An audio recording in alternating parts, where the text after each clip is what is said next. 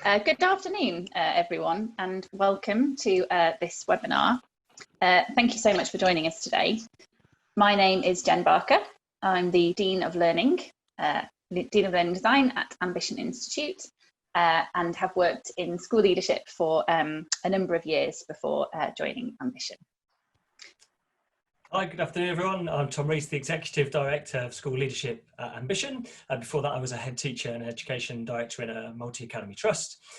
For those of you who don't know us, Ambition Institute is an education charity with a mission to help teachers and school leaders keep getting better, especially those who work in the most disadvantaged communities. We run professional development programs across each career stage, from early career teachers all the way up to CEOs of multi-academy trusts. Today's session is part of our summer series, a programme of webinars that we're running through the summer term to offer support to teachers and school leaders through and beyond the pandemic. Today, we're going to be talking about how we can best support school leaders in what are really demanding roles at the moment, and in particular, the place of professional development to do this. We're going to cover the challenges of the pandemic, including today's catch-up funding announcement. We're going to ask how we can tackle the issue of diversity in the school leadership workforce. And we'll be looking forward to the planned reforms of professional standards and qualifications for school leaders. And before we go any further, I think it's important to start today's roundtable by recognising the extraordinary work that school leaders are carrying out right across the system at the moment.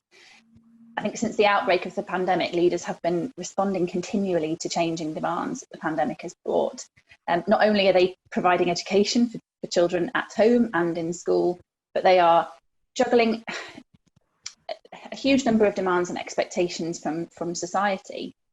And it's really important that we support head teachers and school leaders, because we know the positive impact that they can have on pupil learning, on teacher quality, and on satisfaction and retention.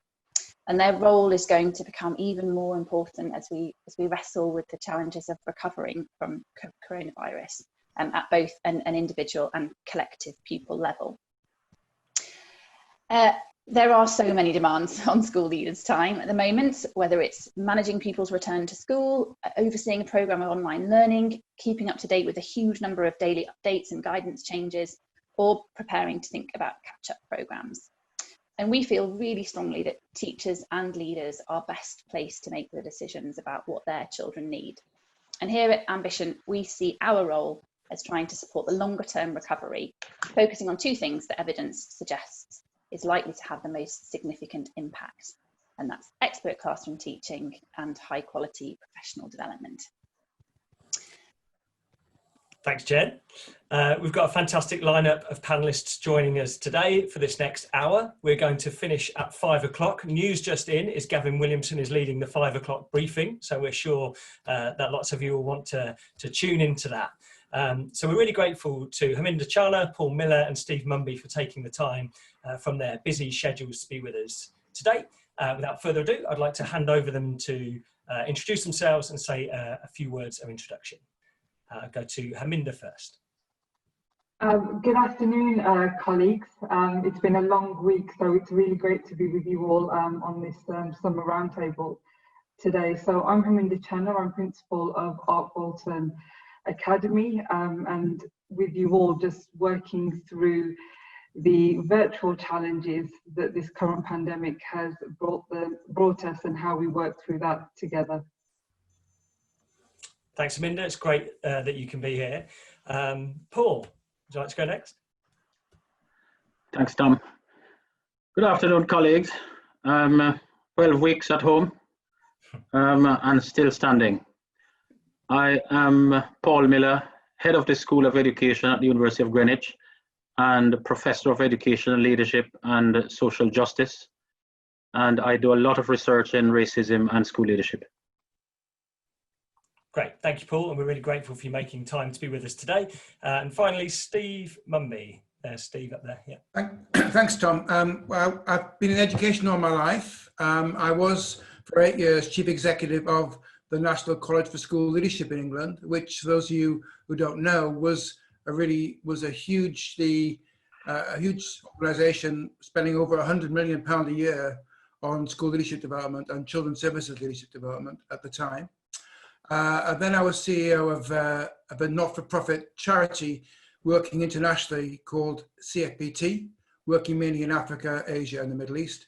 Now I'm self-employed, but one of the things I do currently is I facilitate what's called the ARC Collaborative, which is 8 or 9 education systems from around the world who get together with their ministers and officials and leaders to talk about how they can improve equity and inclusion and social justice in their education systems. Thank you. Great, thank you, Steve. So as you can see, we are really looking forward to the conversation this afternoon with our panelists. We're going to get into 3 questions now. We're going to try and keep them concise to leave some time for questions at the end. One of the things that's been great throughout this summer series is having the opportunity to hear questions from the audience, and we can see there's quite a few of you who have joined us today. So please do post a question for us in the Q&A box at the bottom of the Zoom window. We'll try to get to some of those at the end of the conversation. Okay, so on to our first question. We know that the pandemic is going to have a big impact on pupils' education, and the impact of this will be felt acutely by disadvantaged pupils. And to this end, the government has announced £1 billion today of catch-up funding for schools over the next year. So I'd like to ask Herminder, first of all, how can school leaders respond to the additional challenges that are going on in school at the moment? Yeah. So, Tom, firstly, it was a great announcement and a much needed injection of cash really to come into the system. I think what it really highlights, Tom, is how well leaders and head teachers know their communities. And I think one of the key decision-making drivers really for leaders within their schools and their context is how they can use that money effectively, not only just to bridge that gap in terms of gaps of knowledge and learning that's been lost, but how we can extend that money to out into communities in terms of working with parents, and what that program of work can look like for parents in terms of continuing that support with their children at home, but also not to neglect the mental health and the well-being and the physical side of the response in terms of that money. So catch-up funding historically, summer programs, building upon literacy and numeracy, absolutely key. We can't move away from that, but we have to start thinking about how we can do more with that money, making that money reach more facets of society, especially with parental programs potentially, how we can empower parents at home with routines and learning, but also to think about what that mental health and physical aspect can look like in terms of that support. So much needed cash injection coming into the system, definitely. Great, thanks Herminder. I thought I'd go to Steve next and then Paul, and think about this maybe at more of a system level. So Steve, as you said in your introduction, I know you've been working with leaders across the world over these last few months, and you've had the kind of a system view from across the globe. I'd be really interested to see your reflections on that, and also to think about how professional development for school leaders might have adapted during this time as well. Yeah, it's been interesting to see how different countries and different systems have behaved quite differently. For example, in Iceland, none of the schools are closed. They've kept them open all the time throughout the pandemic, but they've had to work really, really hard to make that happen. So it's been very varied from different. In Norway now, all the schools are back for some time and it's almost back to normal. So it varies from place to place. I saw a tweet a few weeks ago from a head teacher on Twitter which said, "My NPQH never prepared me for this." And I thought it was really a really important point, because no leadership development program can prepare you to lead in a pandemic. It's not on any syllabus. And you can't even go to an experienced leader and say, well, how did you handle it when you were a young head teacher? Because no one has had to handle it. It's completely new. There's no manual. There's no operating system. So people and school leaders have really struggled with this. Some of them have been quite stressed. Some of them very, very unwell mentally, because it's been such a stressful time, especially because they've had to make decisions about keeping children safe and keeping staff safe, and of course safeguarding is at the heart of what school leaders think about. So it's been a challenge, and I think one of the things that's coming through this across the world is that school leaders have desperately needed chances to network and learn from each other and share what they're going through and find out how other people are doing it. And if that's one big aspect of leadership development at the moment, is just giving head teachers and school leaders a chance to get together, to share and talk about their issues. Secondly, I think expertise, because there's things that you need to know about now you didn't have to know about before. So I think there's a real need for school leaders to get access to the right expertise, and that's going to carry on, because as schools open up for more children, so the risk assessment issues, the safety issues are going to be ongoing. I think bereavement, mental health, counselling, there's a whole range of expertise here. And what we shouldn't be doing as school leaders is thinking that we know it all. We just don't know it all. We shouldn't be like Donald Trump and say that we know how the virus works and you can inject disinfectant. It's because actually we don't know about some of these areas and we need help. So another thing that leadership development organization can do is just help to provide access to the expertise that school leaders need. But I think it's not just about content for me, because sometimes when you're in the urgent, it can be quite compelling, actually. You're in a crisis. It can end up being almost infectious, almost, to use the word, almost you enjoy it because you're right in the middle of a crisis. And you feel you're making decisions, you're doing important things, and your team's working together, and you're making it, having an impact. But actually, it's important, even in a time of crisis, even in a time of great change, to think about the big picture. And if we're not careful, we won't, because we'll just focus on the urgent. And I think one of the roles of leadership development is to help school leaders to think about the big picture, and to ask themselves not what kind of leadership was needed from me 6 months ago, but given my new context, what kind of leadership is needed from me now?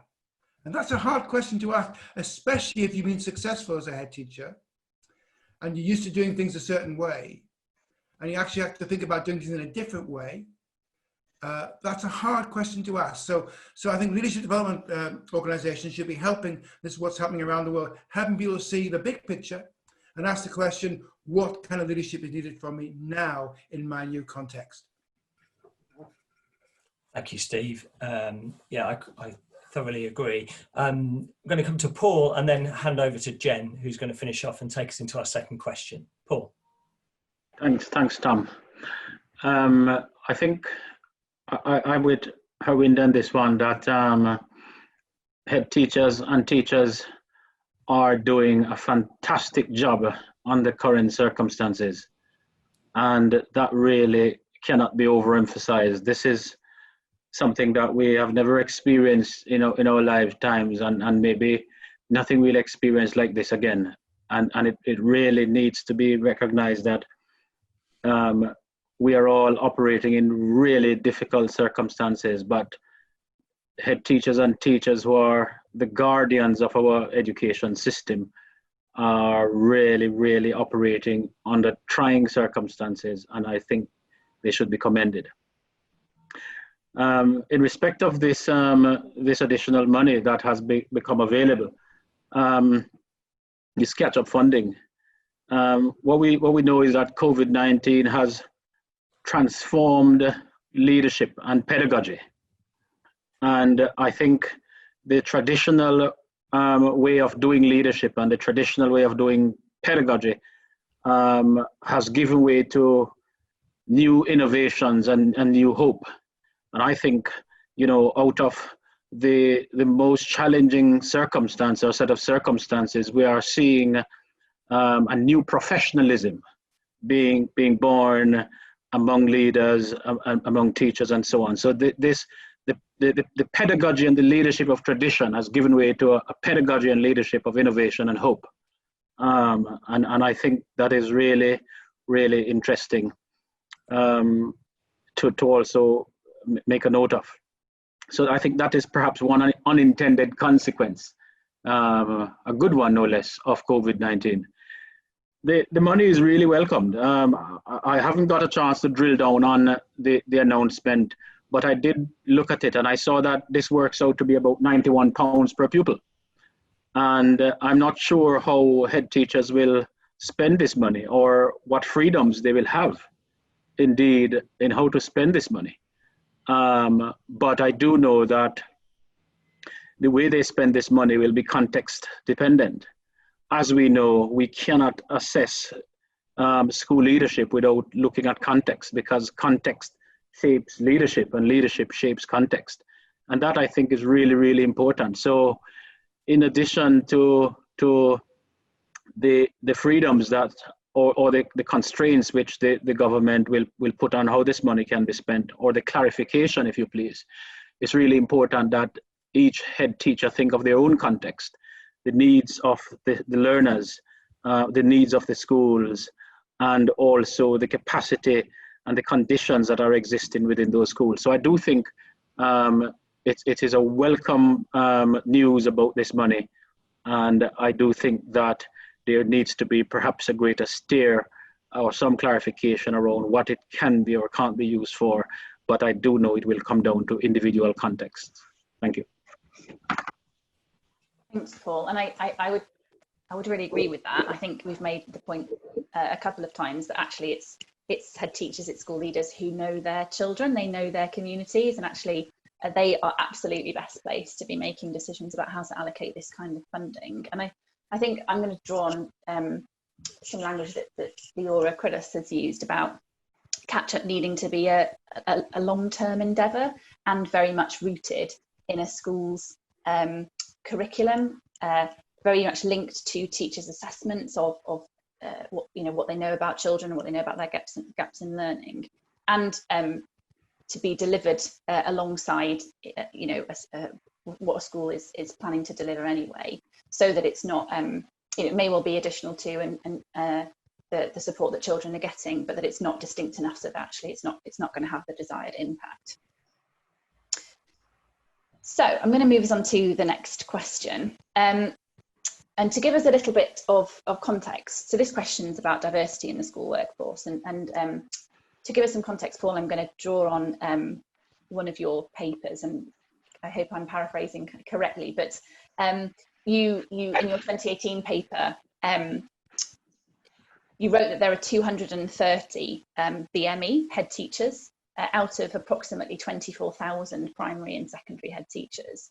And again, you can correct me if I'm paraphrasing you incorrectly, but I think at best we're looking at what you call a complacency when it comes to our ability to manage diversity in the school workforce, and at worst actually we're looking at discrimination and that being a major barrier to progression of BME individuals in the school workforce. So our question is, what more should the system be doing to improve the diversity of the school leadership workforce? And Paul, I'm going to come to you first, if that's okay. Thank you, Jen. That's an interesting question. What more should the system be doing? Well, we all know the stats that there are approximately 24,000 heads, and about 277 are from BME heritage, and this is 21st century Britain, in case you were wondering. So what should the system do, or what can the system do? That's a tricky one. I put it to you this way: the system is partly responsible for the mess of racial injustice that our schools are in. If you take, for example, the Equality Act of 2010, the Equality Act is a perfect example of this. I write about this, and I describe the Equality Act as a lock and a key, meaning the Equality Act promotes equal opportunities of access, and in that way it's a key, but it does not guarantee equal opportunities of outcomes. In that way it's a lock. For example, the Equalities Act says you cannot discriminate against someone because of race, gender, sexual orientation, and so on and so forth. But it is the very same act that also says, but you cannot take these particular characteristics into account when you are making employment decisions. And therefore, it is both a lock and a key. So in this zero-sum game, there are only losers. And unfortunately, the Equality Act creates this environment of losers. Whereas under the 2000 Race Relations Amendment Act, there was a duty placed on educational institutions to report race in their profiles for students and staff and so on. The Equality Act, which superseded the Race Relations Amendment Act, replaced this duty. So there is no legal requirement on educational institutions to report on race in their profile. So it's voluntary. So what I said when I said the system is partly responsible for this mess, I think you know, we have to understand that the system is complicit in this mess. Thank you. Herminder, I'm going to come to you next, if that's okay. Thank you, Jen. So I'm going to come at this from a slightly different angle, and everything that Paul has said, that absolutely resonates. So when I think about how we can go about increasing diversity in the system, I think my answer comes in two parts, and it's about the immediacy of what that needs to look like and how the system in itself has responded to that. But actually moving forward in terms of a generational change, what that's actually going to take, and the tension between how quickly that change will be seen through the system, if it's truly to be embedded, to the point at which the question we're not asking is how do we increase diversity in leadership, the question is how do we improve leadership in the system. I'm going to reference back to an organisation which some participants may be aware of, which is UNESCO. And UNESCO was an organisation formed from different countries who were pulling on this idea of education, culture, coming together in terms of a common ground as to how we understand human beings first and foremost.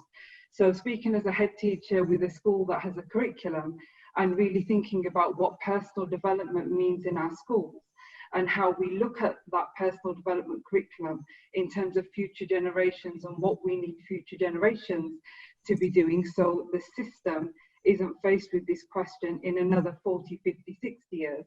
It's this idea of how we can use education, and we can use scientific endeavour, and we can use cultural diversity to get to the common ground of what sustains us and makes us the very fabric of being human.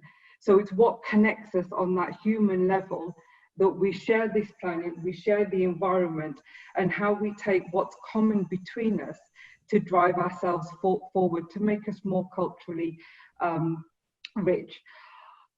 I think I'm also mindful as well, Jen, of this idea of the reactive response, and at certain times what causes us to think about whether that's a BAME statistic, whether we're talking about the gender pay gap between women, whether we're talking about the LGBTQ movement, whatever that can be. I'm slightly mindful that our approach as society seems to be reactional more than it does about being progressive in terms of our thinking and our minds and our attitudes changing along the ways.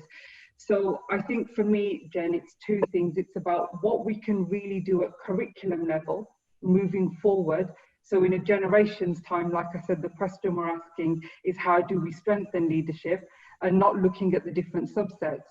But more immediately, the fact that we're having the conversations is great, but the conversations have to be born into some kind of rooted, progressive dialogue between different organisations. Thank you, and I couldn't agree more. I think the reactive nature of some of this is it is problematic. It's that sustained kind of thinking, isn't it, an intervention that's very much required. Thank you. And Steve, you've obviously been kind of thinking about policy and education for many, many years. I'm going to bring you in on this question now, if that's okay. Yeah, I want to say three things, if that's possible. The first one is about a kind of turning point moment for me, which took place 12 years ago. It's a kind of aha moment, because we had a program at the time called Equal Access to Promotion, which the National College was funding. And I went to a meeting in Bradford with a number of Black and ethnic minority head teachers.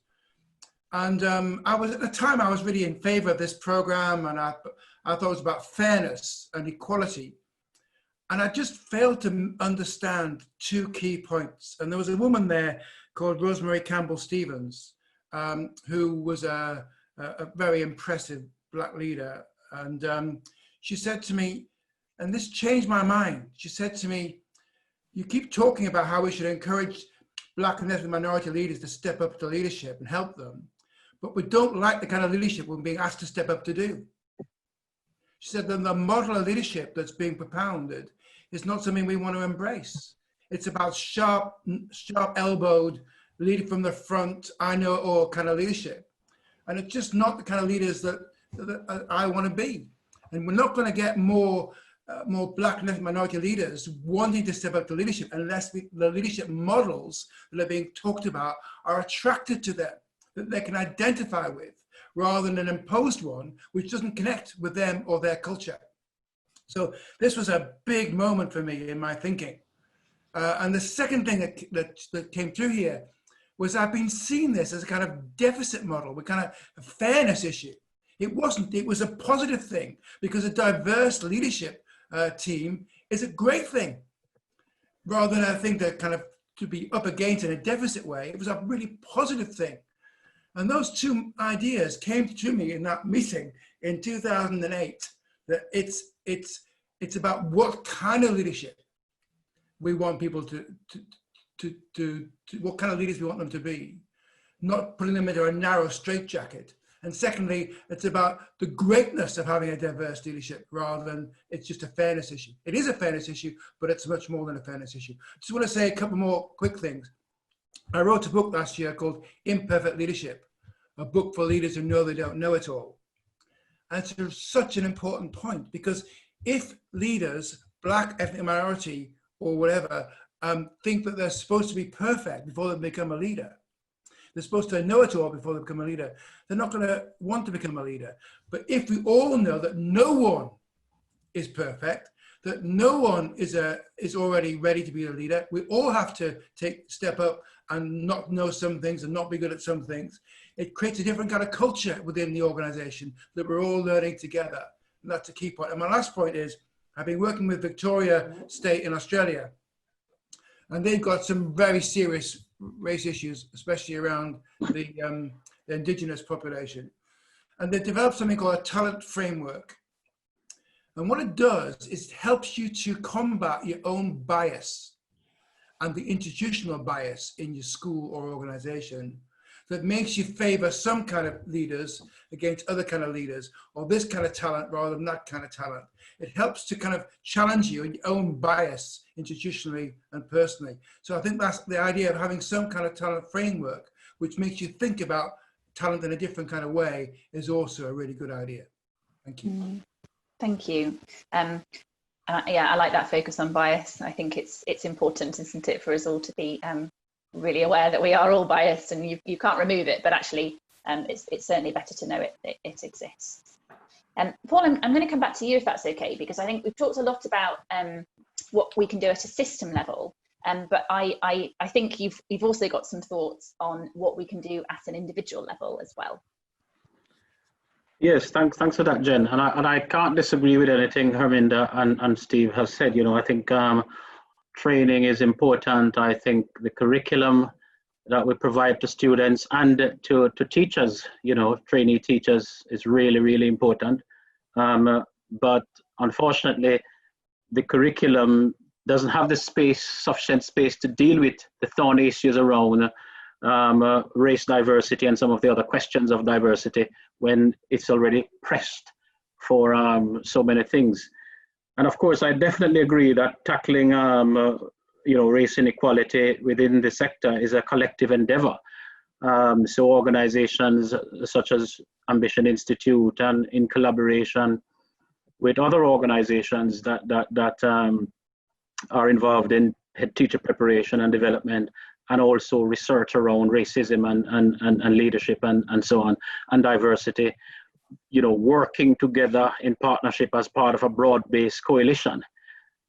This, I think, is really important, but that's at systems level again. But you know, I think it's really important that we understand that the system begins with the government, and therefore the government, you know, manages predominantly the what goes on in the curriculum, even though not the content, but not entirely the delivery and so on, but also the kind of legislative frameworks within institutions operate.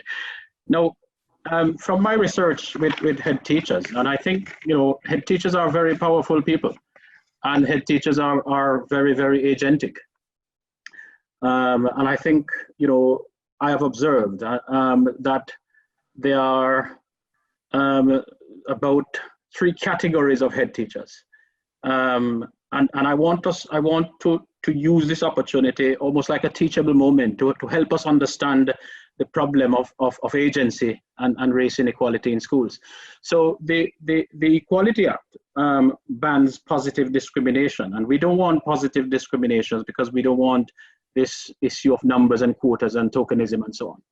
But the Equality Act allows for a number of positive actions, and it's for head teachers to use their agency to determine these positive actions. But I have realized that there are about 3 categories of head teachers. One, there is a category of indifferent head teachers.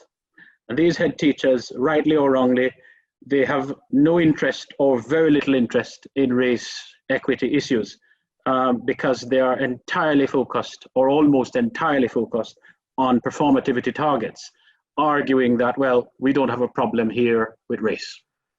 And there are some schools that are perhaps not racially diverse, but it doesn't mean that those schools and those heads should not engage with these issues. Then you have another category of heads who are what I call sympathizers. And within this category, you have 2 sets of heads. You have the passive sympathizers who says, we want to do something, but we don't know what to do. We want to do something, but we don't know what to do. And then you have the performative sympathizers who say, yeah, we get it. But they do absolutely nothing, or the very minimum to get by, so to give the appearance. It's a form of appeasement, or the sort of Urban Dictionary call it slacktivism. You know, so it's a performative thing.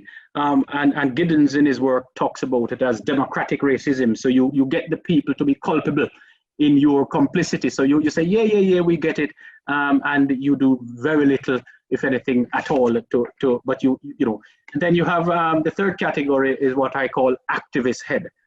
And there are 2 types of head teachers in this third category. You have the accidental activists, who are doing something, perhaps not set out to do anything at all, but they are doing something, anything even, but they're not sure how it will turn out, but they are doing something. They are absolutely doing something because they realize it's not business as usual, and it can't be business as usual. And then you have the deliberate activists, and it is the deliberate activists who enact planned and deliberate and meaningful changes, you know, in terms of resources, in terms of personnel, in terms of money, and they have a personal commitment to this cause. And unfortunately, because of the system problem, the problem of the legislation, it puts the focus on head teachers, and in terms of the problems of the performativity cultures, you see. So again, it's the deliberate activists. So the question is, how do we move head teachers from indifference and sympathy to activism? Because that is the difference between thin equity, which is the indifferent headship, and the sympathizing headship, and the thick equity, which is the activism headship. Thank you. Absolutely fascinating kind of taxonomy I think you've developed there. That was yeah, really interesting to hear. Tom, I think we're going to move on to you.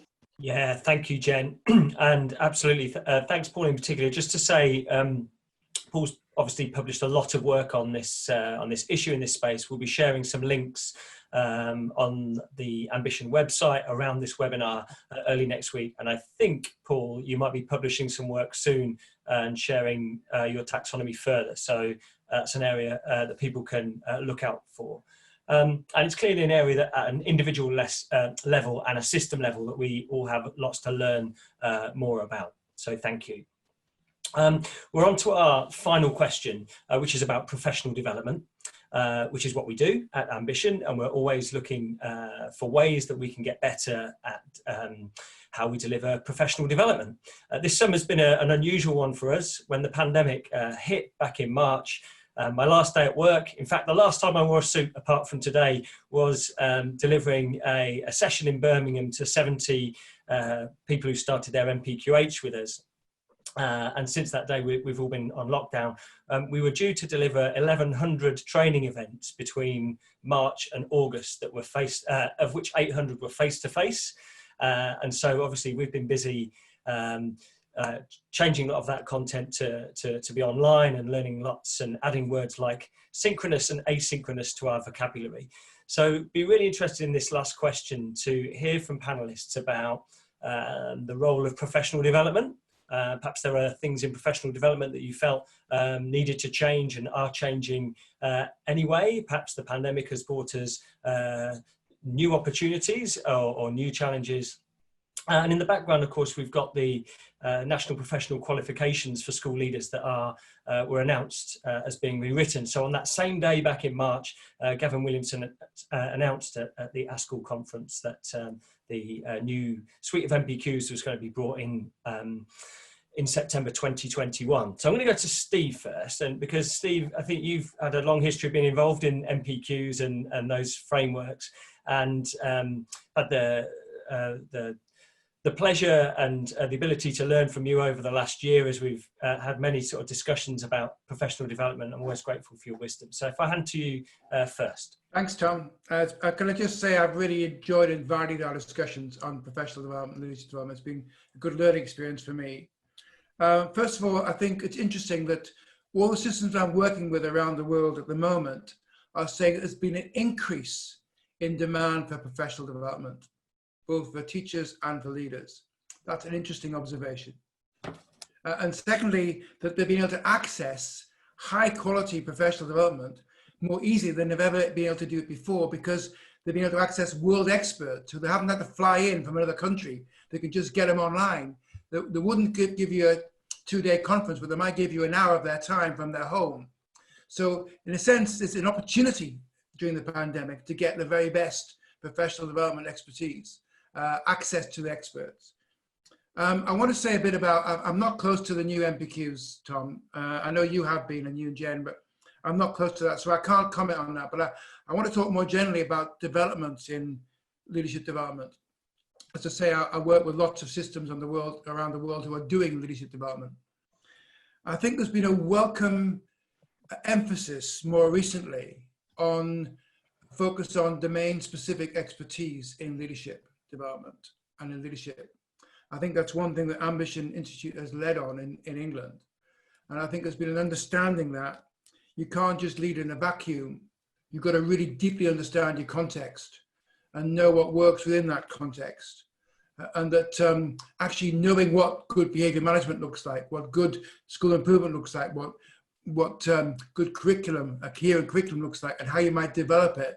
These are real important aspects of leadership development, not just something you should learn by chance. And I think there's something really positive about the way that Ambition Institute are going about helping school leaders to develop that expertise and that knowledge. So that's a real positive. When I was at the National College, we said leadership development should have 5 aspects.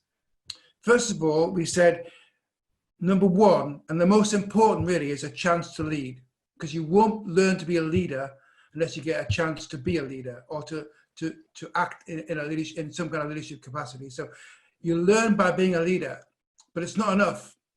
You need feedback on your leadership from people who are seeing you lead regularly, not just a one-off, but some people give you feedback so you can improve your leadership. But even that's not enough. You need to be able to, because you might be in a mediocre school watching mediocre leadership, and just reinforce mediocre practice. So you need to be exposed to great leadership practice in different contexts, so you can see how other people can do this in different situations. So that's a third aspect of great leadership development. The fourth aspect of great leadership development is very, very important, and that is access to research, evidence, case studies, examples of what's working. So the more the taught aspect of leadership development. And the fifth aspect is a chance to discuss what you're learning with your colleagues, with your peers, and do some kind of problem solving and reflection. Those are the 5 things we said. I think they still stand up actually as the 5 things, but I do think that at the time we maybe underemphasized the fourth one on the knowledge aspect of an expertise aspect of what school leaders need to understand and be able to do. So I think where I'm coming from here is that I welcome this idea, and it's coming back to my last point, that if you want to be a leader, you're not born as a leader.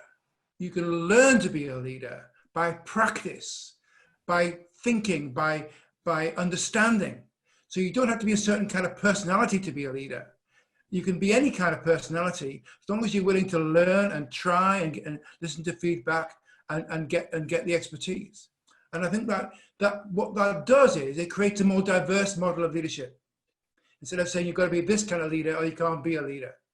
I think that's a really strong aspect of what's happening here in England at the moment and elsewhere in the world.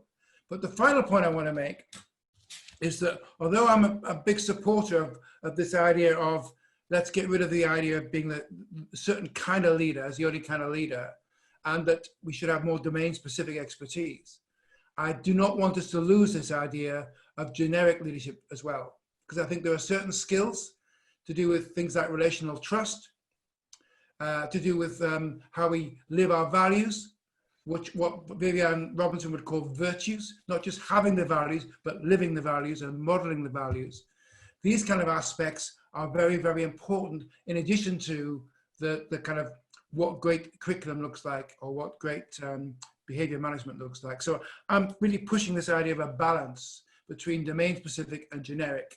And I'm welcoming the push in the new MPQs to pick that up, as long as they don't lose, Tom, the relational trust aspects and the values aspect and virtues aspect. Thank you. Thanks, Steve. It's like really good to hear from you again today, and we'll continue to discuss this, I'm sure, in the months and hopefully years ahead. I'd like to go to Paul next. Paul, from an academic perspective in particular, you've had a wealth of knowledge and expertise in this field. What's your take on this? You're on mute, Paul. Sorry, we almost got through a webinar without saying you're on mute. Well, you know, I just have to make sure that you're not asleep. You know, I just keep my response short. I think the COVID-19 situation, as well as the brutal police murder of George Floyd and what that has provoked in terms of the Black Lives Matter taking a stance, has provided us in this country and across the world an important opportunity to reconceptualize leadership, to pursue a different kind of leadership in practice, but also a different kind of leadership in theory. And so I think as part of head teacher preparation, so Ambition Institute and also head teacher development, Ambition Institute and others, there are a couple of things that I think could be included in that. So the first thing would be anti-racist education for school leaders, or anti-racism. So not talking about diversity and equality and diversity, but I'm talking about anti-racism. So you're either racist or anti-racist. And I think we have to make a stance even in the curricula that we offer to head teachers. That's the first thing. The second thing is about technology and e-learning. We have seen a lot of heads struggle, a lot of teachers struggle with the move online and so on. And I think that's really important. The third thing is intercultural awareness. Somebody mentioned earlier the word bias and so on, and I think we talk about cultural awareness, but I don't know if that is inbuilt in curricula in the ways that it should. And also the notion of education in emergencies. Steve started out by saying, well, there is no textbook for what we have learned, what we're going through, and so on, and there isn't.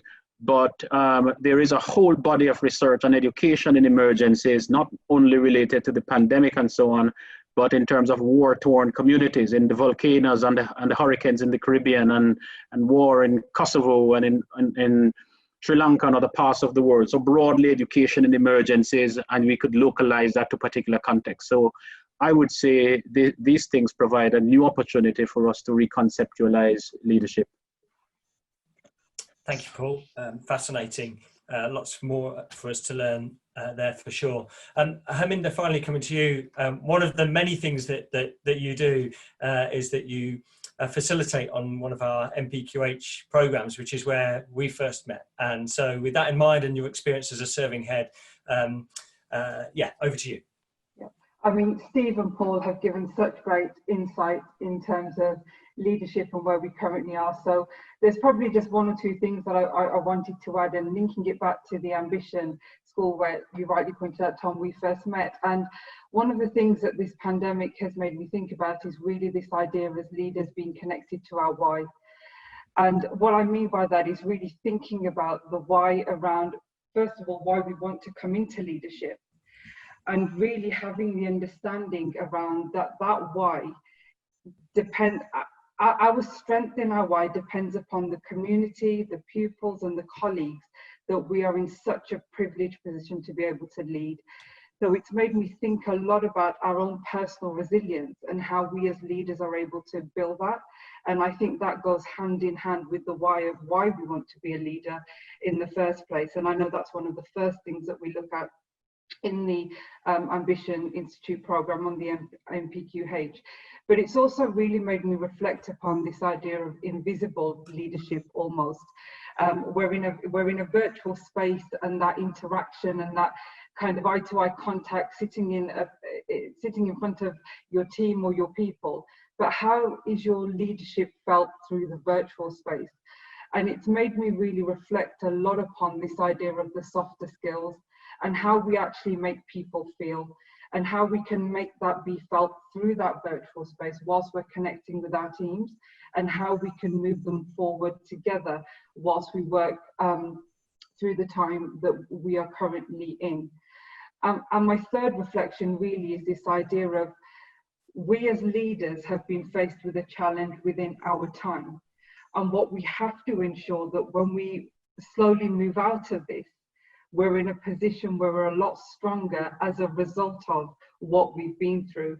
And there are probably three areas where I can see that. And one of them is definitely around the ed tech side of things, and how that doesn't just become a kind of add-on to a curriculum, but this real integration between teacher practice, Steve, as you rightly pointed out, domain-specific knowledge being transferred, how we can do that virtually with our people and making training definitely a lot more mobile and flexible.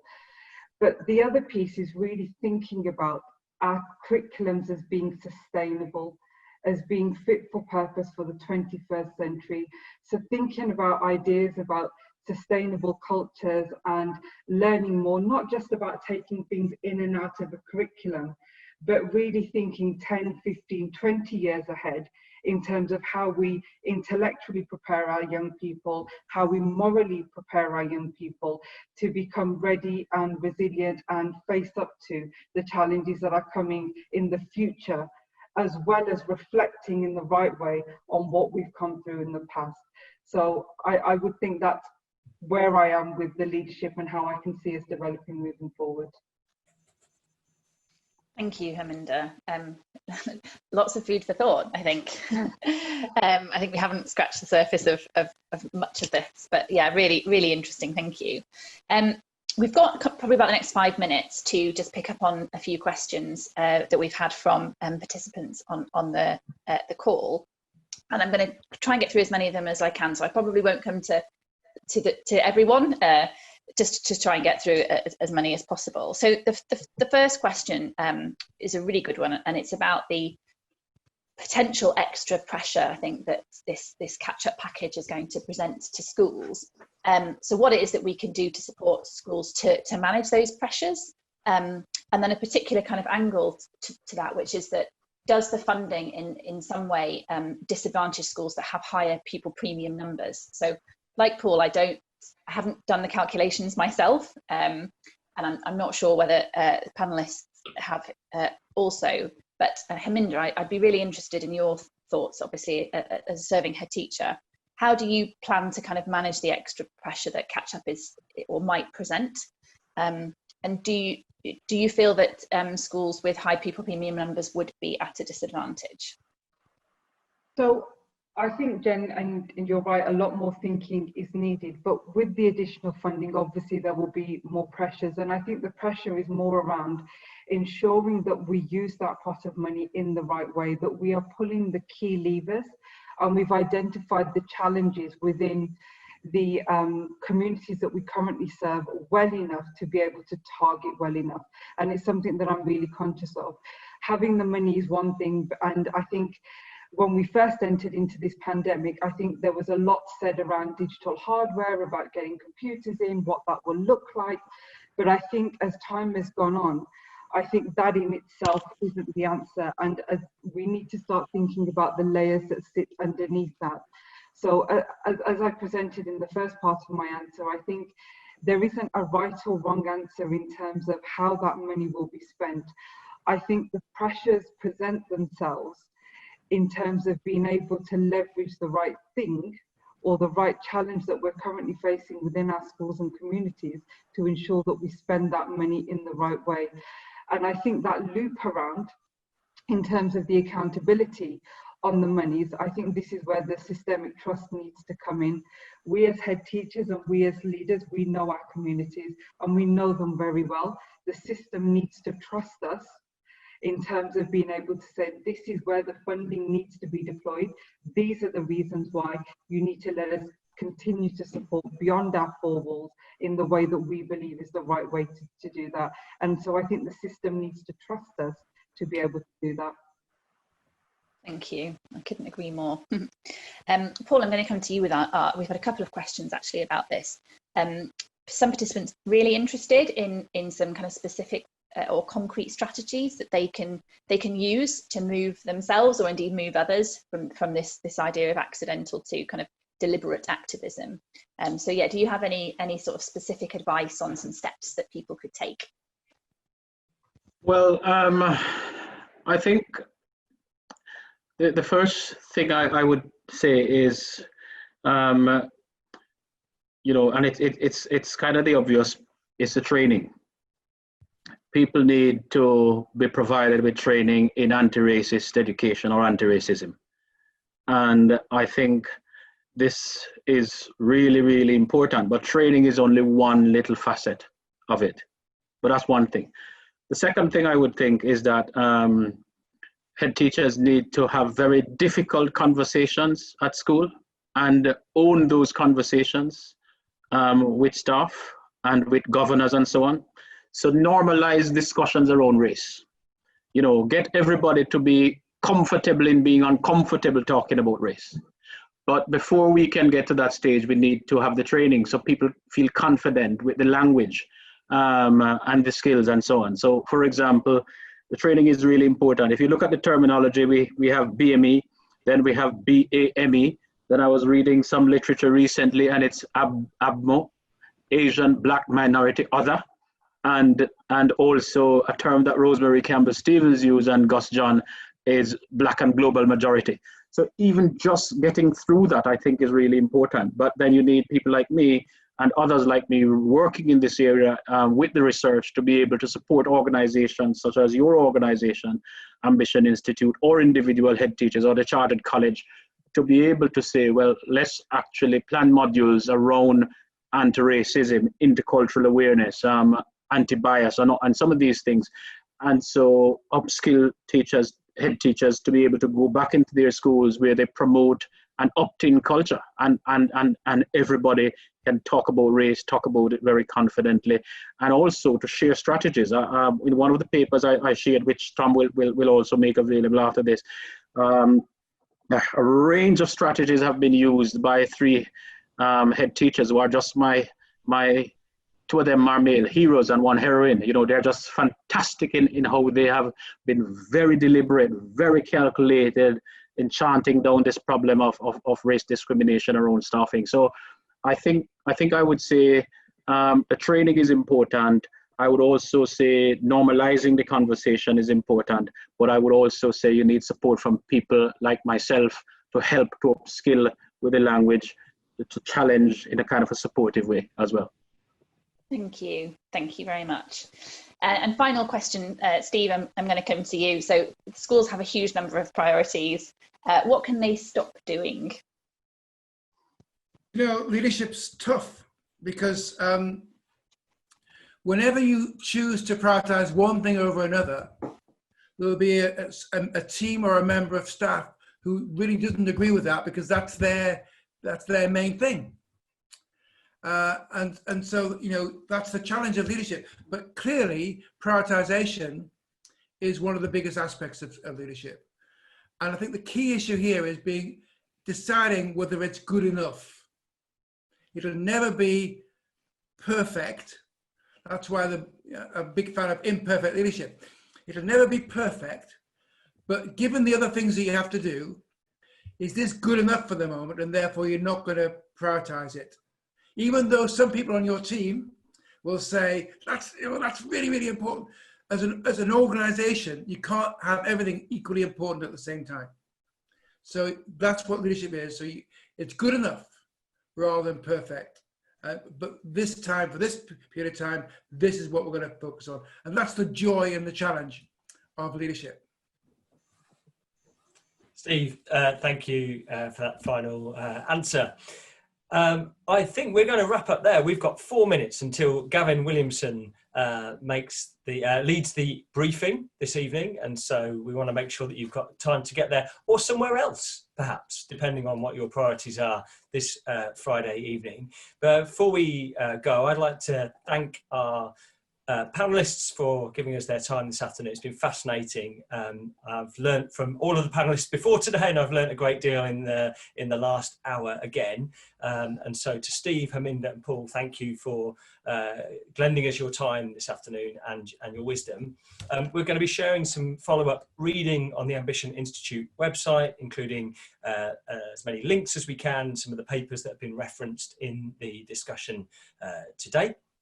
So look out for that. We will also have a recording of this conversation that will be on the website if you're interested in watching it back or sharing it with any of your colleagues or friends.